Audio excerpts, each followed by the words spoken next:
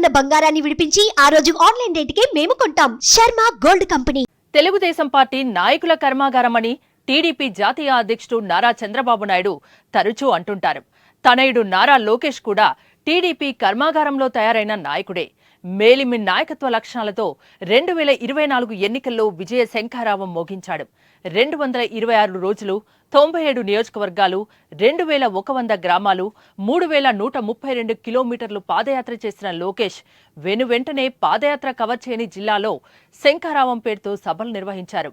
ఒకవైపు తాను పోటీ చేస్తున్న మంగళగిరి నియోజకవర్గంలో ఎన్నికల ప్రచారం నిర్వహిస్తూనే మరోవైపు రాష్ట్ర వ్యాప్తంగా యువగళం సభలు నిర్వహించారు. నెల్లూరు, రాజంపేట, కర్నూలు, నంద్యాల, చిత్తూరు, ఏలూరులో యువగళం సభలు జరిగాయి. యువగళం పాదయాత్ర సందర్భంగా నిర్వహించిన హలో లోకేష్ తరహాలో యువతతో ముఖాముఖి మాట్లాడారు. యువతకు ఉద్యోగ, ఉపాధి అవకాశాలు ఎలా కల్పిస్తామో వివరించి కొత్త ఓటర్లు, యువత మద్దతు కూడగట్టడంలో విజయవంతమయ్యారు. రాష్ట్రంలో కూటమి ఎన్నికల ప్రచార సభలకు ప్రధాని, ప్రముఖుల రాక సందర్భంగా వాటి ఏర్పాట్లు, బాధ్యతలు చూస్తూనే ఆ సభలకు టీడీపీ ప్రతినిధిగా హాజరయ్యారు లోకేష్. తమిళనాడులోనూ కూటమి తరపున, బీజేపీ అభ్యర్థి తరపున లోకేష్ ప్రచారం చేశారు. అలు పెరగని ప్రచారం, రాష్ట్రమంతా వాయువేగం పర్యటనలతో యువత నుంచి కూటమికి మద్దతు కూడగట్టారు లోకేష్.